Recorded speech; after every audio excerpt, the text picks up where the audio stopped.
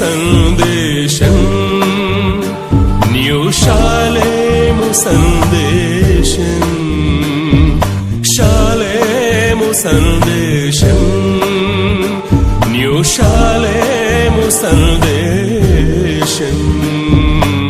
చితికిన బ్రతుకులకు, కృంగిన హృదయాలకు, రక్షణ లేని సర్వజనులకు, చితికిన బ్రతుకులకు, కృంగిన హృదయాలకు, రక్షణ లేని సర్వజనులకు షాలేము సందేశం, న్యూ షాలేము సందేశం.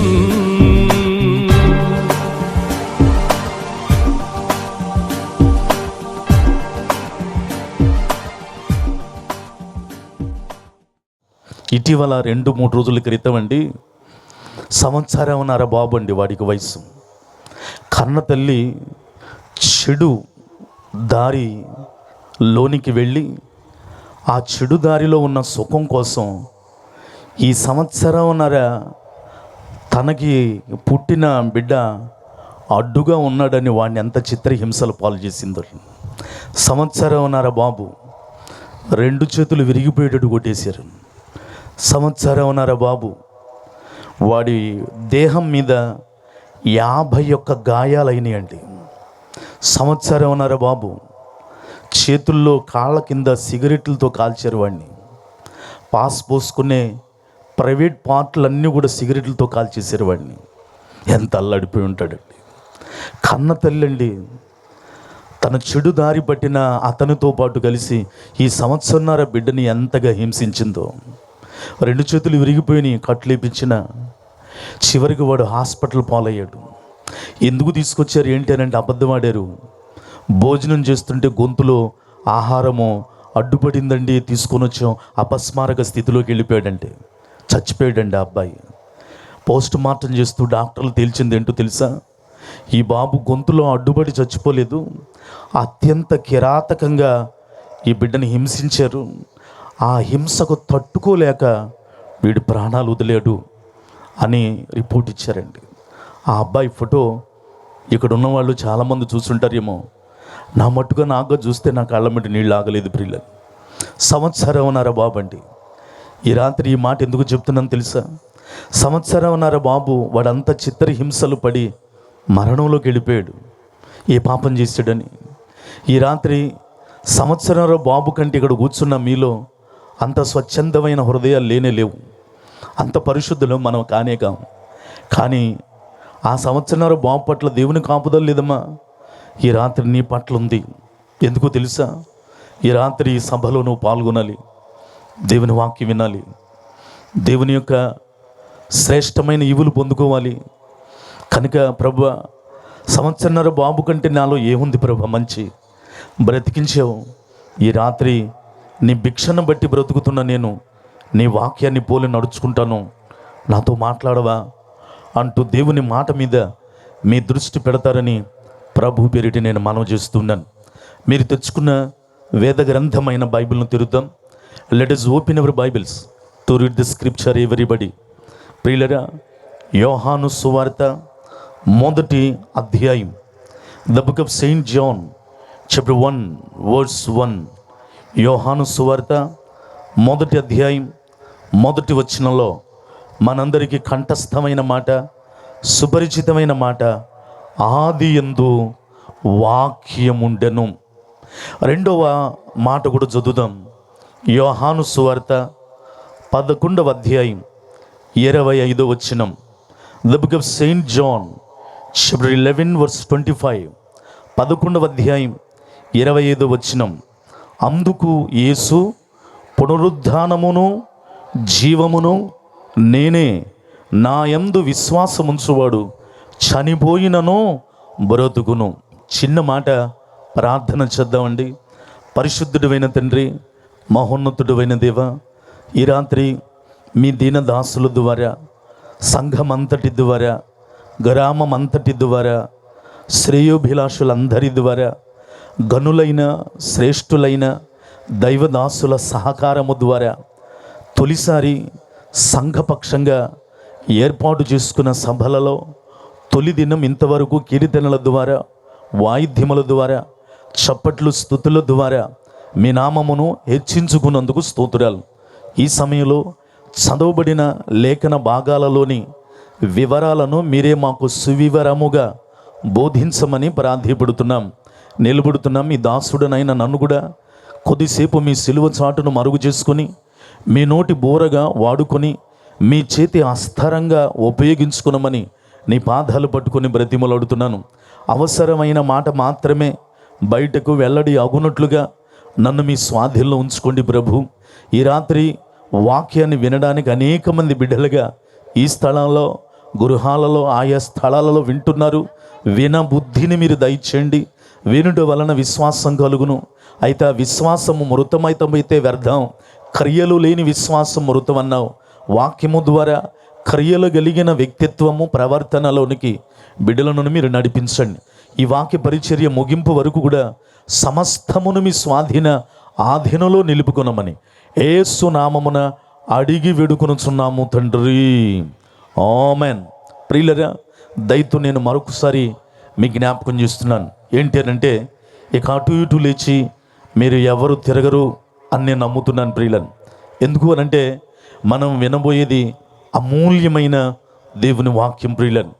వాక్యమే బాధలలో నెమ్మదిచ్చేది, వాక్యమే బ్రతికించేది, వాక్యమే జుంటు తేనె ధారల కంటే మధురమైనది, వాక్యమే పాదములకు దీపము, త్రోవకు వెలుగైనది, వాక్యమే బండలను పగలగొట్టు సుత్తి వంటిది, వాక్యమే అగ్ని వంటిది, వాక్యమే కృప సత్య సంపూర్ణునిగా మన మధ్య నివసిస్తూ ఉన్నప్పుడు వాక్యమే అద్దము వంటిది గనక, ఈ వాక్యమే నిత్యరాజ్యానికి చేర్చేది గనక, ఈ వాక్యమే సత్యమైనది గనక, ఇట్టి వాక్యానికి చాలా గౌరవిస్తూ సహృదయతతో వాక్యాన్ని వింటూ సాత్వికముతో అంగీకరిస్తారని ప్రభు పేరిట నేను మనవి చేస్తున్నాను. మనం చదువుకున్న 2 చోట్ల, యోహాను సువార్తలో 2 చోట్ల దైవదాసులు ఈ సభల కోసం ప్రింట్ చేసిన పాంప్లెట్లో అంశము అని ప్రత్యేకంగా ఈ 2 వచనాలు పొందుపరిచారు ప్రియులారు.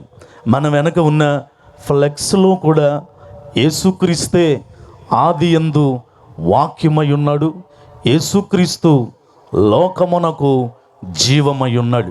ఈ 2 వచనాల్లో నుంచి ఈ రాత్రి పరిశుద్ధాత్మ దేవుడు నాకిచ్చిన ప్రేరేపణ కొలది కొద్ది విషయాలు మీ ముందుంచాలని నేను ఆశపడుతున్నాను ప్రియులారు. మొదటిగా ఆదియందు వాక్యముండెను అనంటే వివరంగా మీకు అర్థం అవడానికి చక్కగా దేవుని దాసులు చెప్పిన మాట ఏంటంటే, యేసుక్రీస్తు ఆదియందు వాక్యమై ఉన్నాడు. ఎలాగో ఈ రాత్రి అనేక మందికి తెలిసిన విషయాలే, కానీ రాత్రి ఒక్క కొత్త విషయమైన పరిశుద్ధాత్మ దేవుడు మనతో మాట్లాడునుగాక. రెండవదిగా యేసుక్రీస్తే లోకమునకు జీవమై ఉన్నాడు. ఎలాగయ్యాడు ఆయన? కొన్ని విషయాలు ఈ రాత్రి మీ ముందు ఉంచుతాను ప్రియులారు. మొట్టమొదటిగా ఈ రాత్రి నేను ఎక్కువగా మీతో అనుకుంటున్న మాట ఏంటంటే, ఆదియందు అన్న మాట తీసుకొని పరిశుద్ధ గ్రంథంలో ఆదియందు ఏమున్నాయి 5 విషయాలు ఈ రాత్రి మీ ముందుంచుతాను. చివరిలో కూడా ఆయనే లోకమునకు జీవమై ఉన్నాడు. ఎలాగయ్యాడు ఆయన? ఆ విషయాలు కూడా 5 చెప్పను కానీ 1, 2 చెప్పి ముగిస్తా ప్రియులారు.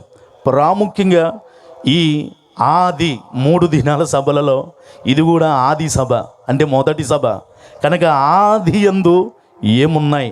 బైబిల్లో ఎన్నో ఉన్నాయి. నేను 5 విషయాలు చెప్తాను ప్రియులారా.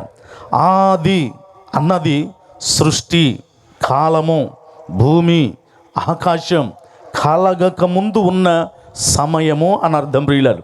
అంటే సమస్త సృష్టికి పూర్వమే వాక్యం ఉంది. ఆయనకు ఆది కానీ అంతం కానీ లేదు ప్రియులారు. ఆయన స్వయంభవుడు, అంటే ఎల్లప్పుడూ ఉండేవాడు ప్రియులారు.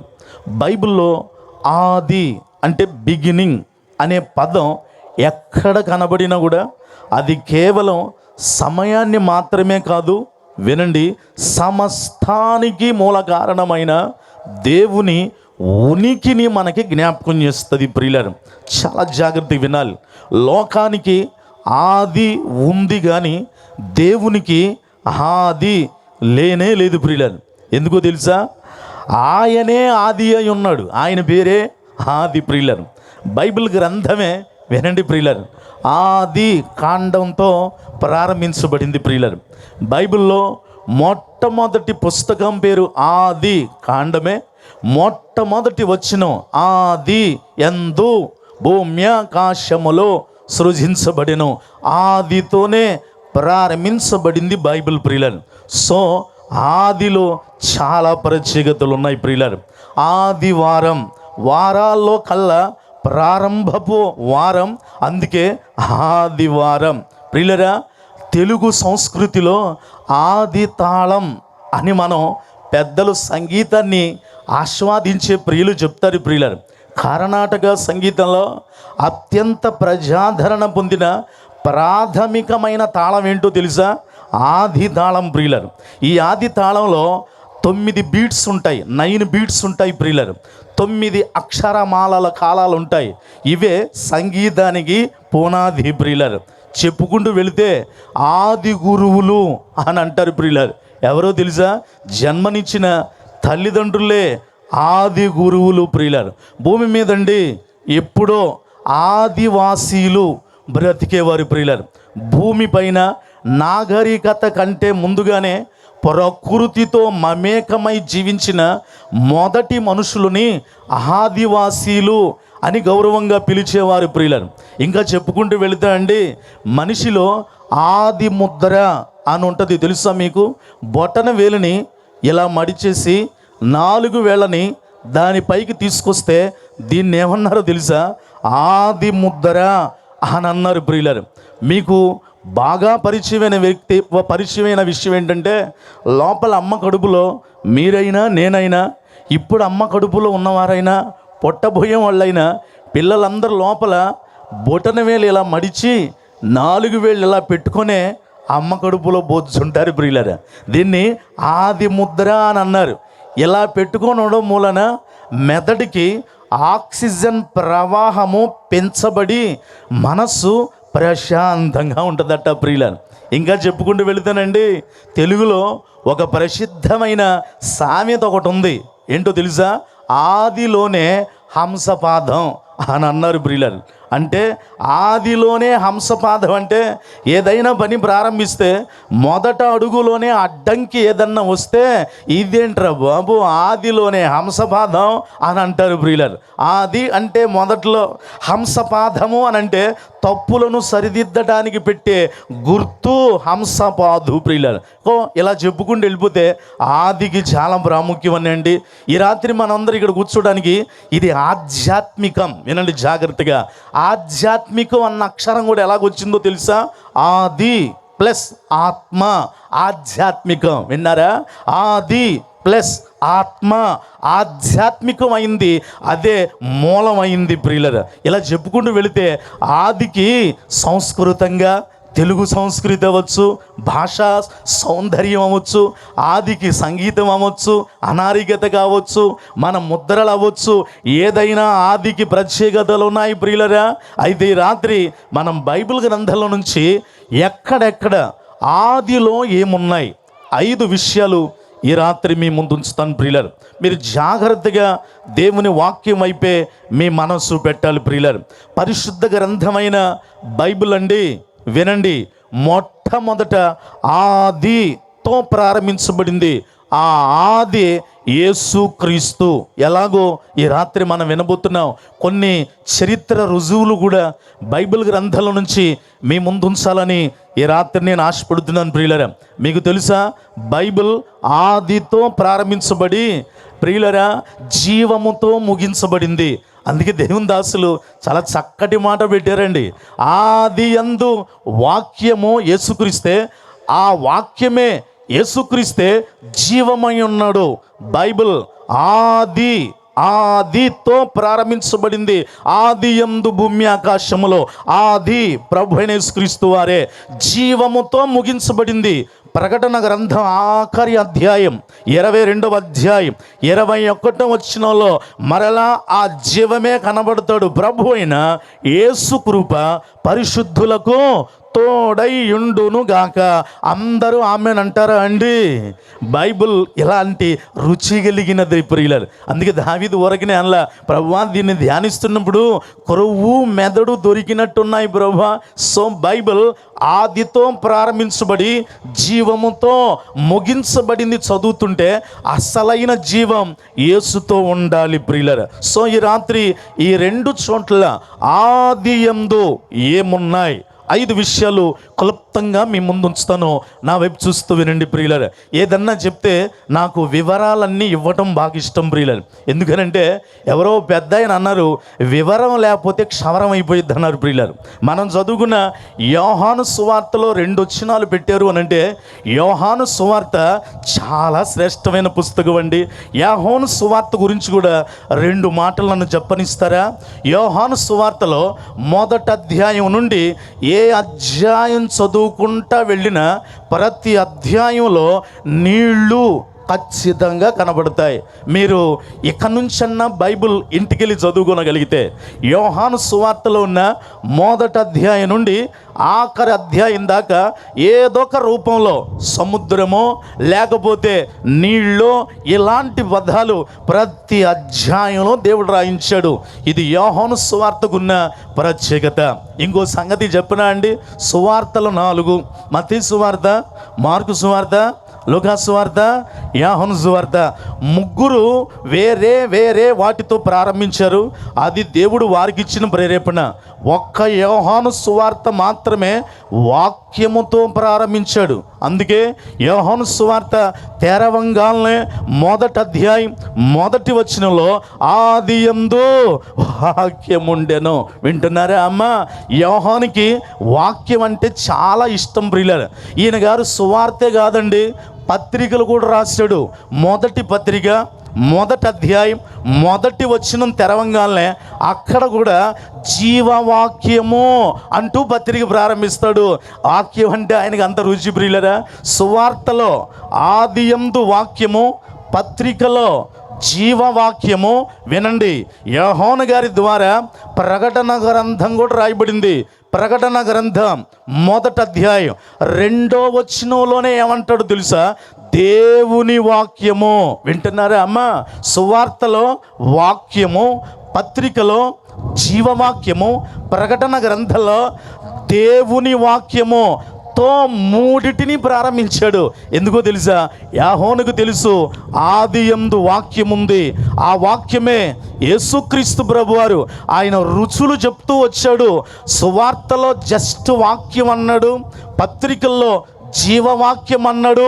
అదే దేవుని దాసులు జీవము లోకమునకు అన్నారు. ఇక్కడ ప్రియులరా చప్పట్లు కూడా బిగ్గరగా దేవునామాన్ని మహింపరుద్దామండి.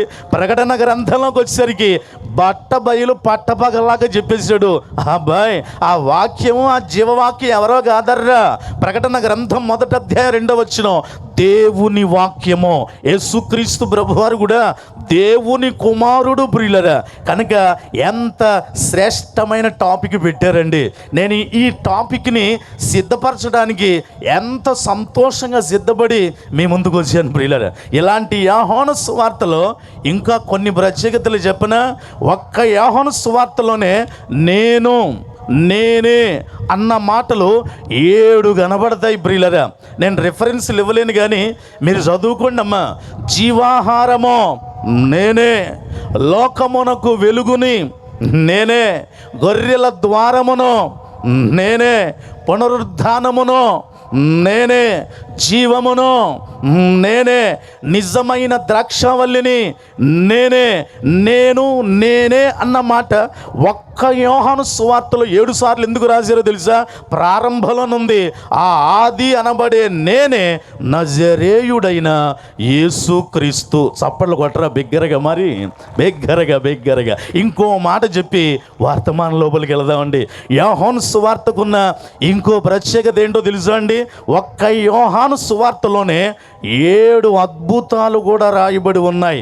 రిఫరెన్స్లు ఇవ్వను కానీ చెప్తాను వినండి. కానా పెండ్లి విందులో నీటిని ద్రాక్షారసంగా మార్చిన అద్భుతం.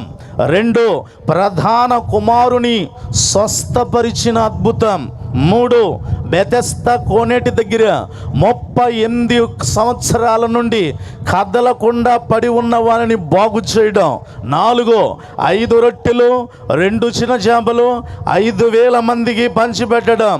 5, సముద్రము మీద నడవడం. 6, పుట్టు గుడ్డివానికి చూపునివ్వడం. 7వది ఆఖరిది చనిపోయిన లాజర్ని బ్రతికించడం. మళ్ళీ ఇంకోసారి చప్పలు కొట్టి బిగ్గరగా దేవునామాని మహింపరుద్దాం. ఇలాంటి అపురూపమైన పుస్తకం యోహాను సువార్తలో 2 వచనాల ద్వారా యేసుక్రీస్తే ఆదియందు వాక్యమై ఉన్నాడు. ప్రియులరా, యేసుక్రీస్తే లోకమునకు జీవమై ఉన్నాడు. నెంబర్ 1, మొదటిగా ఆదియందు ఏమున్నాయి? ఇప్పుడు తెరవండి మీరు తెచ్చుకున్న పరిశుద్ధ గ్రంథాలు. ప్రియులరా, నేను సాధ్యమైనంత వరకు మిమ్మల్ని దృష్టిలో పెట్టుకొని, నన్ను దృష్టిలో పెట్టుకొని, వాతావరణాన్ని దృష్టిలో పెట్టుకొని, అన్నిటికీ మించి పరిశుద్ధాత్మ దేవుని నడిపింపును బట్టి ఎంతవరకు వినాలో అంతవరకు మాత్రమే ఈ రాత్రి వాక్యాన్ని మీకు అందించడానికి నేను ఇష్టపడుతున్నాను. ప్రియులరా, ఇప్పుడు తెరుద్దాం. నెంబర్ 1, ఆదియందు ఏమున్నాయి?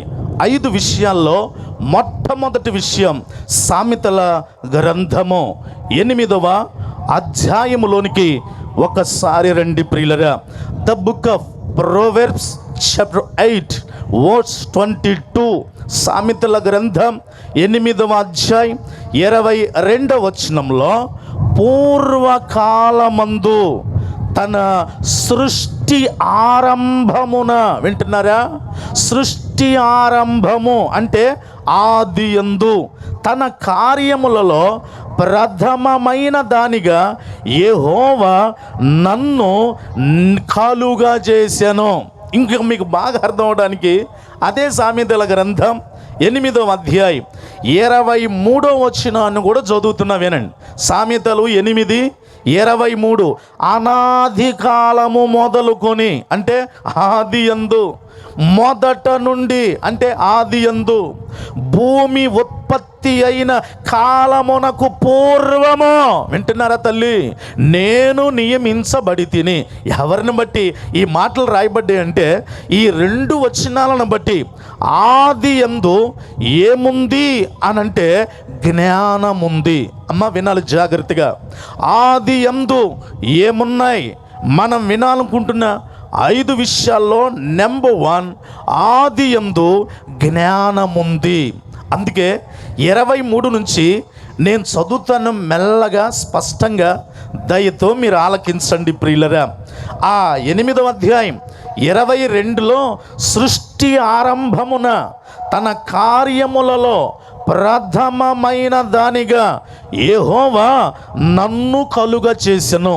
నన్ను అన్న దగ్గర బ్రాకెట్లో జ్ఞానము అని పెట్టుకొని తీరాలి ప్రియులరా.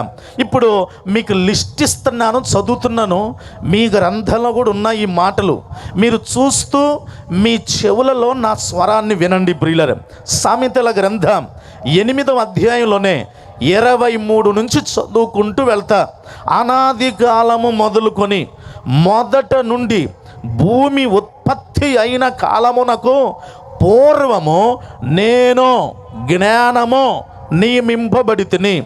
2, ప్రవాహ జలములు లేనప్పుడు, నీళ్లతో నిండిన ఓటలు లేనప్పుడు నేను అంటే జ్ఞానము పుట్టి తిని. 3, పర్వతములు స్థాపింపబడక మునుపు, కొండలు పుట్టక మునుపు, భూమిని దాని మైదానములను ఆయన చేయక మునుపు, నేల మట్టిని రవ్వంతయు సృష్టింపక మునుపు నేను పుట్టి తిని. వింటున్నారా?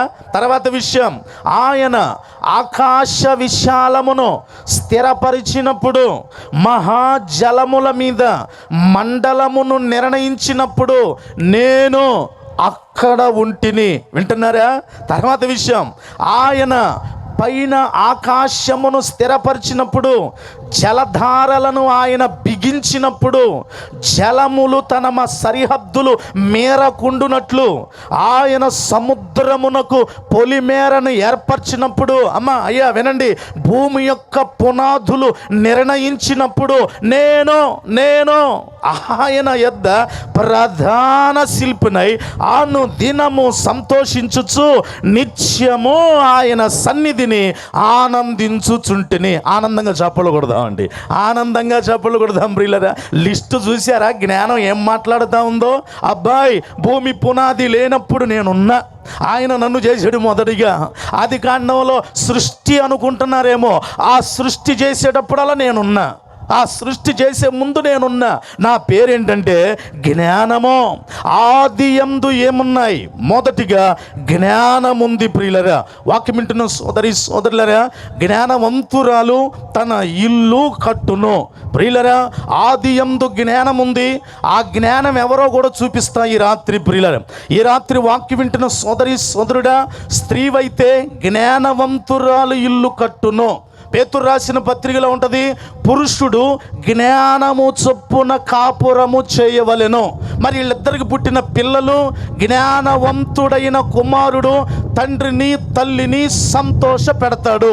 భార్యకైనా జ్ఞానం, భర్తకైనా జ్ఞానం, వీరి ప్రేమకు గుర్తుగా ఉద్భవించబడిన పిల్లలకి జ్ఞానము కలిగిన కుమారుడు తండ్రిని తల్లిని సంతోష పెడతాడు. ప్రియులరా, యేసు ప్రభు వారు పసి బాలునుగా పుట్టినప్పుడు పూజించడానికి వచ్చింది కూడా జ్ఞానులే. కనుక జ్ఞానము ఆది యందు ఉన్న వాటిలో ఈ రాత్రి మనం వినాలనుకున్న ఐదిట్లో ఫస్ట్ ప్లేస్ జ్ఞానమే ప్రియులరా. అయితే ఈ జ్ఞానము ఎవరు? కొరింథీయులకు రాసిన మొదటి పత్రిక. ఈ జ్ఞానము ఎవరు? కొరింథీయులకు రాసిన మొదటి పత్రిక, మొదటి అధ్యాయం 24వ వచనం. ఈ జ్ఞానము ఎవరు? కొరింథీయులకు రాసిన మొదటి పత్రిక, మొదటి అధ్యాయం 24వ వచనం. ఆయన యూదులకు ఆటంకముగాను అన్యజనులకు వెరితనముగాను ఉన్నాడు, కానీ యూదులకేమి గ్రీసు దేశస్థులకేమి పిలవబడిన వారికి, అందరు వినండి, క్రీస్తు దేవుని శక్తియును దేవుని జ్ఞానమునై ఉన్నాడు. చప్పట్లు కొట్టరా బిగ్గరగా, మరొకసారి బిగ్గరగా చప్పట్లు కొట్టాలండి. ఇప్పుడు క్రీస్తే ఎవరంట? జ్ఞానమై ఉన్నాడు. సువివరంగా రాశాడండి పౌలు గారు. క్రీస్తే జ్ఞానము. ఆది యందు ఏముంది? అసలు ఆదే ఆయనండి. ఆది యందు ఏముండాలో మనకు అర్థం కావాలిగా. జ్ఞానం ఉంది. ఇప్పుడు ఆ జ్ఞానం ఎవరో కాదు, దేవుని జ్ఞానము క్రీస్తే. అందుకే ఆది యందే యేసు క్రీస్తే వాక్యమై ఉన్నాడు. ఆ వాక్యమే మొదటిగా జ్ఞానముగా. ఈ రాత్రి నువ్వు జ్ఞానంగా ఆలోచించమని, జ్ఞానంతో వినమని, జ్ఞానంగా సబబా కాదా న్యాయంగా నువ్వు ఆలోచించేమని దేవుని వాక్యం నీతో మాట్లాడుతుంది ప్రియులారు. నెంబర్ 2, రెండో విషయాన్ని జ్ఞాపకం చేస్తా, జాగ్రత్తగా వినండి. ఆది యందు ఏమున్నాయి? 1 జ్ఞానం ఉంది, ఆ జ్ఞానమే క్రీస్తై ఉన్నాడు. రెండవదిగా 102వ కీర్తనలోనికి ఒకసారి రండి. ఆది యందు ఏమున్నాయి? కీర్తనలు 102:25 వచనాన్ని చదువుదామండి. 102వ కీర్తన 25వ వచనం. ఆది యందు వివరంగా స్పష్టంగా ప్రింట్ చేయబడిందండి. ఆది యందు నీవు భూమికి పునాది వేసితివి. ఆమేనండి బిగ్గరగా అందరూ, ఆమేనండి బిగ్గరగా అందరూ. ప్రియులరా, భూమికి పునాది వేసేటప్పుడు నేనున్నాను. అంత జ్ఞానం. జ్ఞానం తర్వాతే ఏం పడిందో తెలుసా? భూమికి పునాది పడింది ప్రియులారా. రెండవదిగా ఆది యందు ఏముంది అని అంటే భూమికి పునాది ఉంది. ఆది యందు భూమికి పునాది ఉంది. ఇదే మాట పౌలు భక్తుడు కూడా హెబ్రీయులకు రాసిన పత్రిక 1వ అధ్యాయం 10వ వచనంలో రాస్తాడు ప్రియులారా.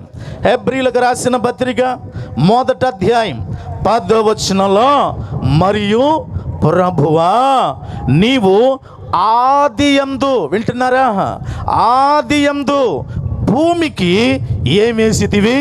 పునాది వేసితివి ప్రియులారా. సో రెండవదిగా ఆదియందు భూమికి పునాది వేయబడి ఉంది. నిజమేనండి, మరి పునాది వేయబడింది. మరి ఆ పునాది ఎవరు? వినాలి జాగ్రత్తగా. ఆ పునాది ఎవరు? జ్ఞానము క్రీస్తే. కొరింథీయులకు రాసిన పత్రికలో స్పష్టంగా దేవుడు మాట్లాడాడు. మరి పునాది ఎవరండి? పునాది కూడా క్రీస్తే. కొరింథీయులకు రాసిన 1వ పత్రిక. ఒట్టి మాటల కంటే ప్రియులరా నన్ను మాట్లాడిస్తే బైబిల్ చరిత్రకి ఆధారం, బైబిల్ పురావస్తుకి ఆధారం, బైబిల్ సైన్స్కి ఆధారం, బైబిల్ మన పుట్టుకకి ఆధారం. వాటన్నిటిని కూడా దేవుని కృపండి అన్నీ నిరూపించగలుగుతున్నారు ఈనాటి దినాన. మనం ఏది తీసుకొచ్చి దీంట్లో కలపాల్సిన పని లేదు. బైబిలే అన్నిటికీ ఆధారం. ఆమెనంటే బిగ్గరగా, ఆమెనంటే బిగ్గరగా. ఒక ఇంటిలో యజమాని గారు ఏమంటారో తెలుసా? నేను చెప్పిందే కరెక్టరా? ఎందుకో తెలుసా? ఆయన గారికి తెలుసు కష్టాలేంటో నష్టాలేంటో, ఆయనకు తెలుసు పుట్టు పూర్వతాలేంటో, తాతలేంటో, ముత్తాతలేంటో. ఆయన మాటే కరెక్ట్, నిజమే. అవునండి, ఆయన గారు మాట్లాడితే ఇకేం మాట్లాడలేము, ఆయన గారికి అన్నీ తెలుసు. బైబిల్ కూడా అంతేనండి. నేను ఎవరిని తక్కువ చేయట్లా, పరిశుద్ధ గ్రంథాన్ని గొప్ప చేసుకుంటున్నాను అంతే. నా యేసు గొప్పతనాన్ని చెప్తున్నాను ప్రియులరా. అందరినీ గౌరవిస్తున్నా, కానీ నా యేసుని అధికంగా గౌరవించడానికి ఇష్టపడుతున్నాను ప్రియులరా. ఆ భూమికి పునాది కూడా ఎవరో తెలుసా? కొరింథీయులకు రాసిన 1వ పత్రిక 3వ అధ్యాయంలోనికి ఒకసారి రండి ప్రియులరా. కొరింథీయులకు రాసిన 1వ పత్రిక 3వ అధ్యాయం 11వ వచనంలో, వేయబడినది తప్ప మరి యొక్క పునాది ఎవడును వేయనేరడు. అమ్మ అయ్యి అందరూ వినండి, ఈ పునాది యేసుక్రీస్తే. చప్పట్లు కొట్టవా మరి? బిగ్గరగా బిగ్గరగా బిగ్గరగా బిగ్గర కొట్టాలి చప్పట్లు. ఈ పునాది ఎవరంట? యేసుక్రీస్తే. వినాలండి, ఆదియందు జ్ఞానము క్రీస్తే, ఆదియందు పునాది క్రీస్తే ప్రియులరా. ఈ రాత్రి అలాంటి దేవుణ్ణి కలిగి ఉన్నావు. బైబిల్ ఒక మాట చెప్తుంది, యెహోవా తమకి దేవుడు గల జనులు ధన్యులు. మీ అందరూ ధన్యులు, మిమ్మల్ని బట్టి దేవునికి మహిమ కలుగునుగాక. 3వ విషయాన్ని జ్ఞాపకం చేస్తా.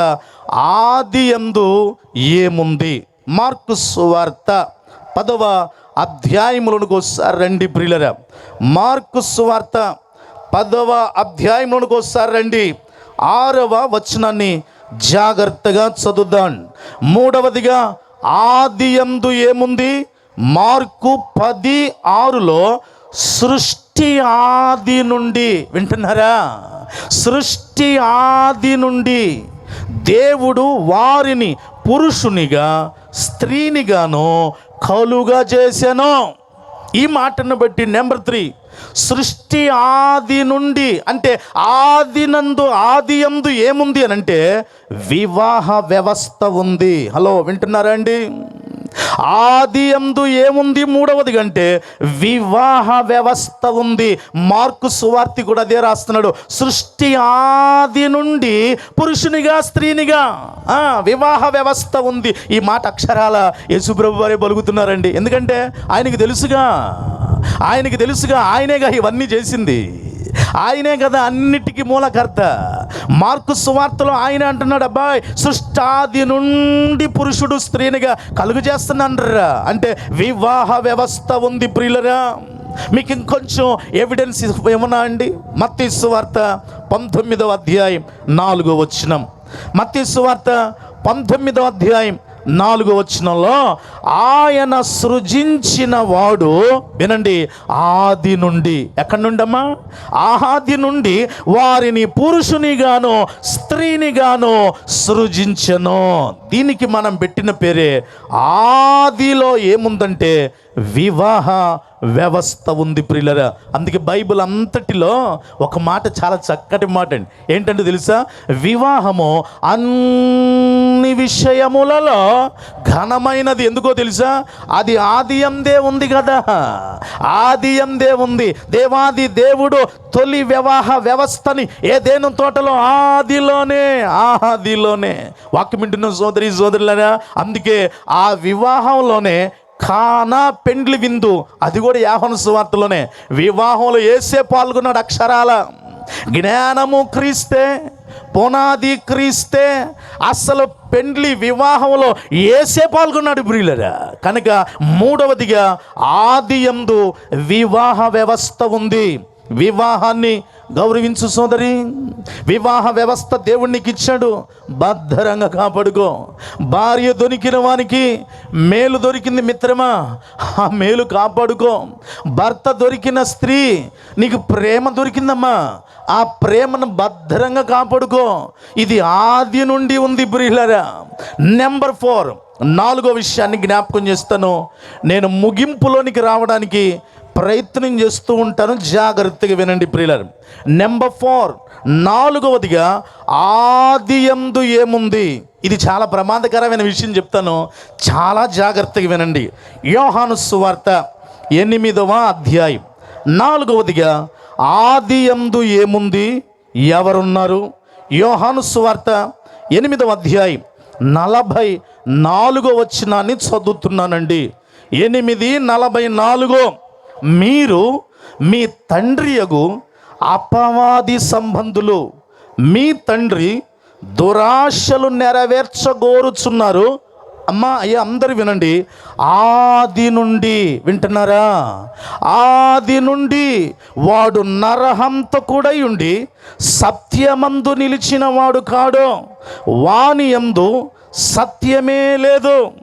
వాడు అబద్ధమాడునప్పుడు తన స్వభావము అనుసరించే మాట్లాడును. వాడు అబద్ధికుడును, అబద్ధమునకు జనకుడునై అన్నాడు ప్రియులరా. 4వదిగా ఆది నుండి ఎవరున్నారో తెలుసా? నరహంతకుడు కూడా ఉన్నాడు. జాగ్రత్తగా వింటున్నారా? ఎందుకు ఆది యందు యేసుక్రీస్తు వాక్యమై ఉన్నాడని రాయాల్సి వచ్చింది? ఎందుకండి ప్రతిదానికి యేసుని తీస్తారు అని అంటున్నారా? సువివరణ ఇదే బ్రదర్. ఆది నుండి ఒకడున్నాడు, వాడు కూడా ఉన్నాడు. వాడు నరహంతకుడు. ఇంకా అర్థమయ్యేటి చెప్పాలంటే ఆ నరహంతకుడే అపవాది. ఆది నుండి జ్ఞానం ఎలాగుందో మొదట్లో, 2 ఆది యందు పునాది ఎలాగుందో, 3 ఆది యందు వివాహ వ్యవస్థ ఎలాగుందో, 4వదిగా నాకు తెలిసినంత మట్టుకి ఈ అపవాది అన్నవాడు మనిషి జాతి భూమి మీద పుట్టిన తర్వాత ఈడు చేయబడ్డాడు. చాలా జాగ్రత్త వినాలి, చాలా జాగ్రత్త వినాలి. మనిషి జాతి భూమి మీదకి వచ్చిన తర్వాతే ఈ ఆది నుండి అనంటే బ్రాకెట్లో పెట్టుకోండి, మానవ చరిత్ర ప్రారంభము నుండి అని అర్థం. వీడు మొదటి నుంచి లేడు. జ్ఞానం తర్వాతే వీడు, భూమికి పునాది తర్వాతే వీడు, మనిషి జాతి తర్వాతే వీడు. జాగ్రత్తగా వినాలి. కానీ మానవ జాతి ప్రారంభం అయిన దగ్గర నుంచే ఈడు పుట్టించబడ్డాడు. ఎందుకు అనంటే, నా వైపు చూస్తూ వినండి.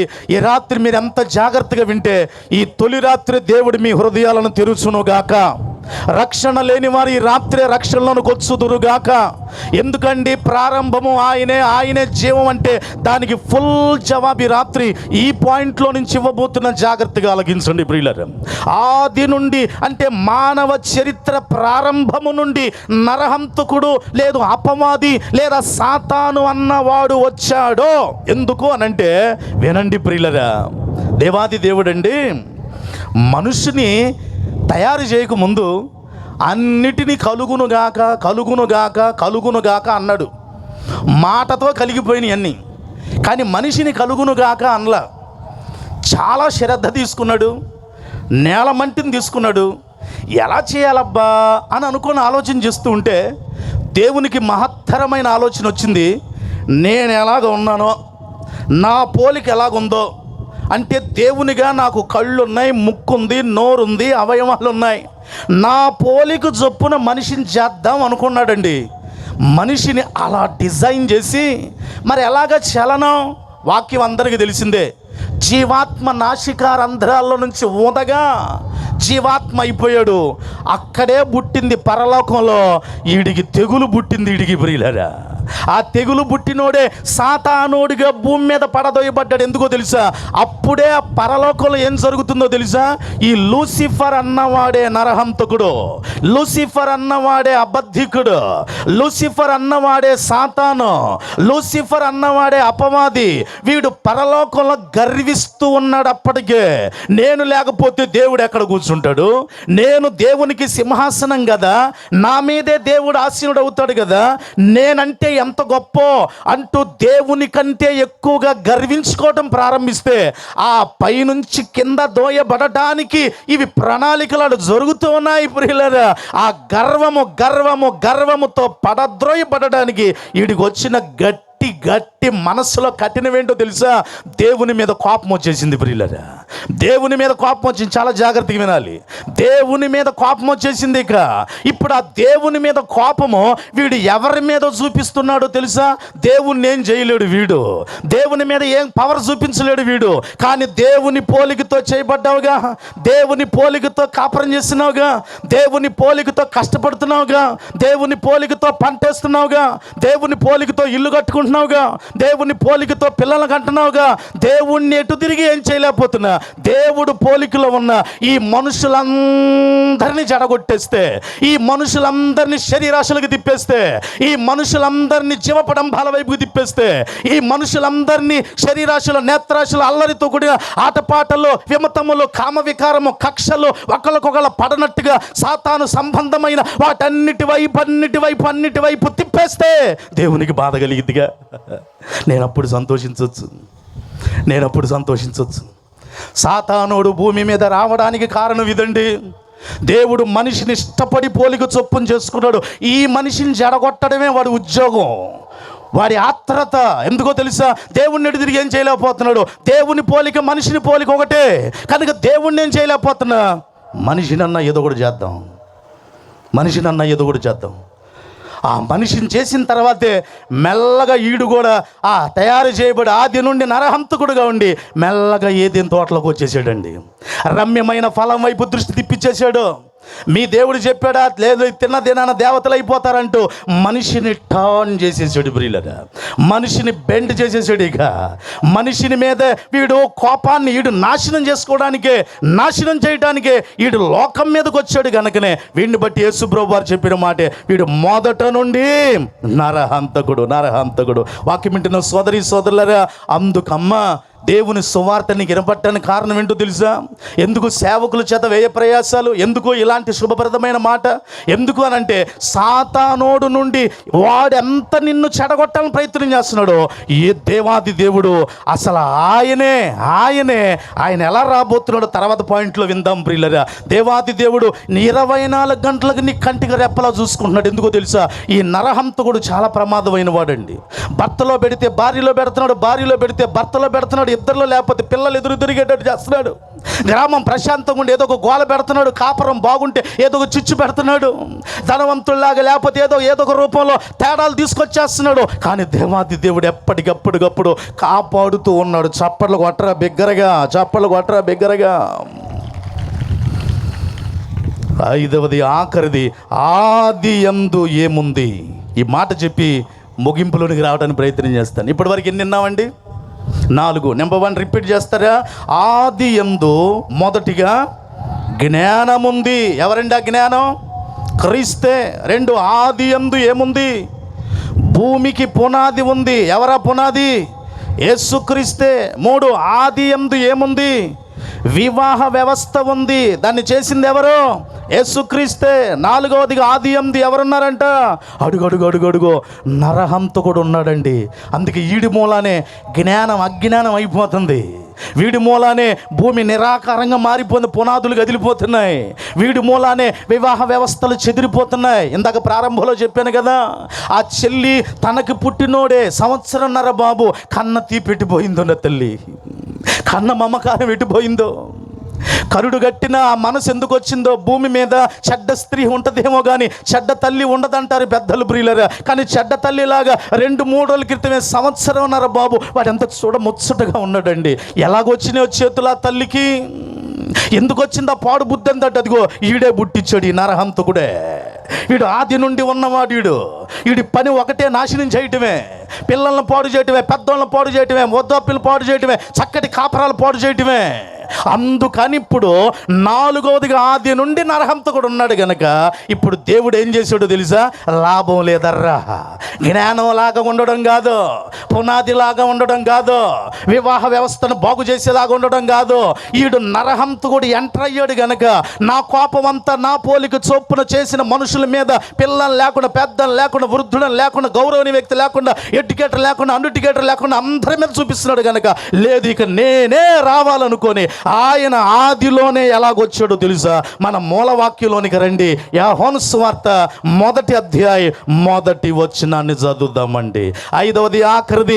ఆదియందు, యోహాను సువార్త 1వ అధ్యాయం 1వ వచనము, ఆదియందు వాక్యముండెను. చప్పట్లు కొట్టాలి, చప్పట్లు కొట్టాలి, బిగ్గరగా బిగ్గరగా బిగ్గరగా బిగ్గరగా.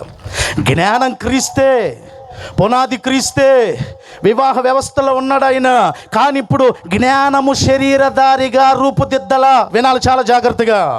పునాది శరీరధారిగా అవ్వటం ఛాన్స్ లేదు, అలా రూపుదిద్దబడలా. వివాహ వ్యవస్థను పాడు చేయాలనుకోలే. ఇప్పుడు ఈ నరహంతకుడు నుండి మనిషిని కాపాడాలి అని అంటే దేవాది దేవుడు మొట్టమొదటగానే వాక్యంలాగా ఉన్నాడు. ఎందుకో తెలుసా? ఇప్పుడు ఆ వాక్యమే ఏమవ్వటానికి వాక్య రూపంలో ఉన్నాడు ఆయన. ఏమవ్వటానికి వాక్య రూపంలో ఉన్నాడు ఆయన. ప్రియులారా, ఆ వాక్యమే ఏమై ఉన్నది అని అంటే మనందరికీ తెలిసిన మాటే. అదే యోహాను సువార్త 1వ అధ్యాయం 14వ వచనం చదువుదామండి. 1వ అధ్యాయము యోహాను సువార్త 14వ వచనము. ఆ వాక్యము శరీరధారిగా కృపా సత్య సంపూర్ణునిగా మన మధ్య నివసించెను. కొట్టు కొట్టు కొట్టు, చప్పలు కొట్టి బిగ్గరగా దేవునామాన్ని మహింపరుద్దా అండి. యేసు క్రీస్తు ప్రభు వారే ఇప్పుడు ఆ వాక్యముగా ఆదియందు ఉంది ఆయనే. అయితే ఇప్పుడు ఈ సాతాను నుండి తప్పించాలంటే ఆ వాక్యమే శరీరధారిగా. జ్ఞానం శరీరధారి అవ్వలేదు, పునాది శరీరధారి అవ్వలేదు, వివాహ వ్యవస్థ శరీరధారి అవ్వలేదు, దాన్ని చెడగొట్టడానికి ఇష్టపడ్డా. ఈ నరహంతకుడు కూడా వాడు రూపాలు మార్చేవాడండి. హలో, వినాలండి జాగ్రత్తగా. వీడు రూపాలు ఎలా మార్చాలంటే అలా మారుస్తాడు. వాడు సాతాన్లాగా వస్తాడు, మనిషిలాగా వస్తాడు. వాడి ఇష్టం ఇంకా ఎలా వచ్చినా చెడగొట్టేస్తాడు కనుక మనిషిని తన పోలిక చొప్పున చేస్తున్నాడు. ఈయన మాత్రం రూపాలు మార్చలా.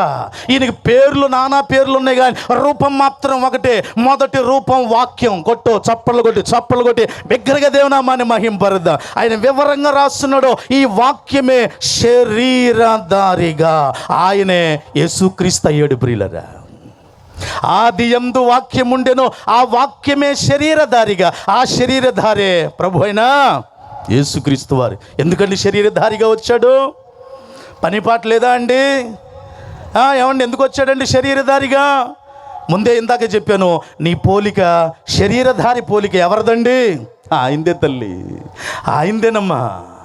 కనుక నీకులాగా నాకులాగా శరీరధారిగా వచ్చాడు మనల్ని ఆ నరహంతకుడు నుంచి కాపాడడానికి. వాడి ఉద్దేశం ఏంటో తెలుసా? ఇప్పుడు 2వ వాక్యంలోనికి వస్తాను, జాగ్రత్తగా వినండి ప్రియులరా. ఆదియందు 5 ఉన్నాయి.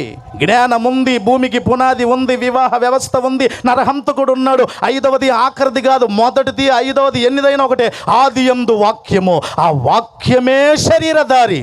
యేసుక్రీస్తే ఆదియందు వాక్యమై ఉన్నాడు. ప్రియులరా, శరీరధారిగా రాకపోతే ఈ పాటికి మానవ జాతి మనుగడ ఉండేది కాదండి. భూమి తన చుట్టూ తాను తిరగటం క్షణం కాదు, కన్ను రెప్ప స్పాటు ఆగిపోతే అల్లకల్లోలం అయిపోద్ది దేశం. తెలుసా? సైన్స్ చదువుకున్న పిల్లలకు తెలుస్తుంది ప్రియులరా.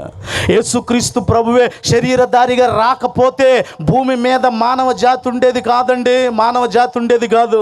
అందుకే ఆయన దగ్గ మెరిసిపోయే ప్రకాశమానమైన వెలుగును కూడా విడిచిపెట్టి, సింహాసనాన్ని విడిచిపెట్టి, 24 పెద్దల ఆరాధన విడిచిపెట్టి, 144,000 మంది ఆరాధనను విడిచిపెట్టి, ఆ యొక్క పరిశుద్ధమైన స్థలాన్ని విడిచిపెట్టి తన పోలిక చొప్పున చేసుకున్నాడు కనుక నీ బిడ్డ నీకెంత ప్రాణమో, నా బిడ్డ నాకెంత ముద్దో, మన పిల్లలు మన కోసం, మనం వాళ్ళ కోసం ఎంత ప్రాణం ఇస్తామో అంతకంటే ఎక్కువగా నా పోలిక చొప్పున చేసుకుంటే వీడు నన్నేం చేయలాగా వీళ్ళ మీద చూపిస్తున్నాడని సాతాను శిరస్సు చితక తక్కడానికి ఆయన ఈ లోకానికి వచ్చాడు. ఆయన పేరు నజరుడైన యేసు. కొట్టో చప్పలు కూడా బిగ్గరగా దేవునామాన్ని మహింపరుద్దామండి. మరణపు ముళ్ళును విరవడానికి ఆయన శరీరధారిగా వచ్చాడు ప్రియులరా. దేవుని దాసుల ద్వారా పెట్టబడిన రెండో మాట వివరించేసి ప్రార్థన చేసేస్తాను. ఇవి 2, 3, 5 చెప్పను, ఒక్క మాటలో తేల్చేసి నా వర్తమానాన్ని ముగిస్తాను ప్రియులరా. ఎందుకండి ఆయన శరీరధారిగా వచ్చాడు? ఎందుకండి ఆయన శరీరధారిగా వచ్చాడంటే దేవుని దాసులు పెట్టిన రెండో మాట యోహాను సువార్త 11వ అధ్యాయం 25వ వచనము. యేసుక్రీస్తే లోకమునకు ఏమై ఉన్నాడండి? జీవము. అందరూ అనండి నాతో, అమ్మాయి అందరూ అనండి, ఏంటది?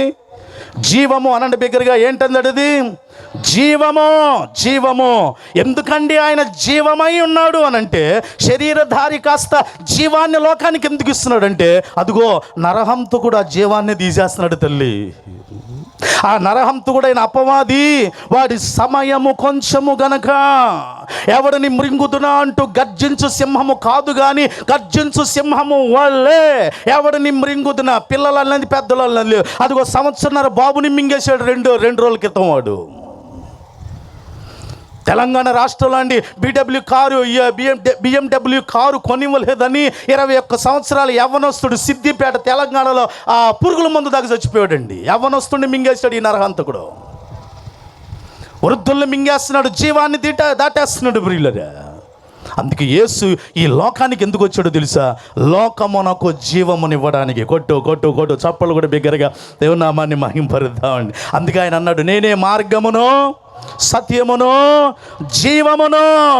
ఆయన ఏదో కలుగునుగాక అని చేయలే. మనిషి దగ్గరికి వచ్చేసరికి ఆయన కలుగునుగాక అంటూ మాటతో చేయలేదండి, ఆయన సృష్టి ఛాతలతో చేశాడు ప్రియులరా.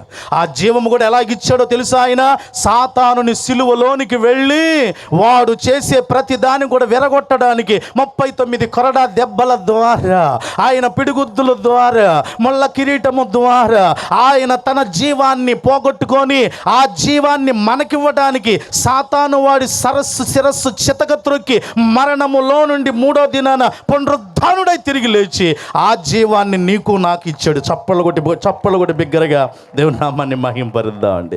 ఆ జీవమై ఉన్న యేసులో భూమి మీద ఉన్నంత కాలము మనము సుఖజీవముతో గడుచు సంవత్సరాలు కలిగి ఉందాము. ఈ భూమి మీద జీవం ఒక ఎత్తు అయితే, వినండి ముగింపులో అసలైన జీవం ఉంది. ఆ జీవం పేరేంటో తెలుసా? నిత్య జీవము. ఆమె నన్ను బిగ్గరగా. ఏ జీవం అండి? బిగ్గరగానండి. ఏ జీవం అండి? నిత్య జీవం. ఎటర్నిటీ బ్రీడ్లరా. అస్సలైన నిత్య జీవంలోనికి నిన్ను నన్ను తీసుకొని వెళ్ళాలి. ఆ నరహంతకుడైన వాడిని ఇక పాతాళంలో బంధించేయాలని ఆది యందు ఉన్న ఆయన శరీరధారిగా వచ్చి జీవాన్ని ఇస్తున్నాడండి. ఫైనల్గా ఒక మాట చెప్పిన తల్లి, ఈరోజున ఎంత స్వేచ్ఛ అండి, చక్కటి గాలి. కానీ స్టిల్ నౌ ఇప్పటికీ కూడా జపాన్ దేశంలో అక్కడ బ్రతికే మనుషులు వారానికి ఒకసారి ఒక ఆఫీసు లాంటిది, ఒక క్యాంప్ లాంటిదోనికి వెళ్తే డబ్బులు కట్టి వారానికి సరిపడా ఆక్సిజన్ పెట్టించుకొని వస్తారండి. వారానికి సరిపడా ఆక్సిజన్ పెట్టించుకొని డబ్బులు ఇచ్చి ఆ వారం అంతా బతుకుతారు. మళ్ళీ వారం వచ్చి ఆక్సిజన్ పెట్టించుకోవాలి. ఇప్పటికి కూడా జపాన్ దేశంలో పరిస్థితి. గాలి ఆడటానికి జీవం కోసం ఆక్సిజన్ పెట్టుకుని బతుకుతున్నారు. దేవుడి దినాన్ని ప్రేమించి నీ గ్రామంలో స్వచ్ఛమైన జీవాన్ని ఎలాగిస్తున్నాడు తెలుసా? ఆ జీవాన్ని ఇవ్వడానికి యేసు వచ్చాడు. నీకు కనపడకుండానే నీ జీవాన్ని పెంచుతున్నాడు. చప్పట్లు కొట్టవా బిగ్గరగా. సో ఆది యందు వాక్యమై ఉన్న ఆ జీవాన్ని ఇవ్వటానికి వచ్చిన యేసుని ఇంకా నీ స్వరక్షకునుగా అంగీకరించకపోతే, నీ పోలిక ఆయింది. ఆయన వద్దు అనంటే నేనేం కఠినంగా మాట్లాడలా, ఆయన్ని కాదు అని అంటే నేనేం కఠినంగా మాట్లాడట్లా. నీకు నువ్వుగా అర్థం చేసుకో. అకార్డింగ్ ద బైబిల్లో నీ రూపము యేసు ఇచ్చిందే. యేసు రూపంలో బ్రతుకుతూ యేసు వద్దు అనడం ఎంత న్యాయం సోదరుడా, ఎంత ఎంత ఎంత న్యాయం అంట ఒక్కసారి ఆలోచించే. నీ మీద ప్రేమతో కంటికి రెప్పలా కాపాడుతున్నాడు నరహంతకుడు. నిన్నేం చేస్తాడు? ఆయనే శరీరధారిగా వచ్చేసి నీ పక్కనే ఉండి జీవాన్ని ఇస్తున్న యేసు, నువ్వు నాకు కావాలయ్యా అంటూ పైకి లేచి నిలబడదాము. అట్టి కృప దేవుడు మనకి దయచేయును గాక.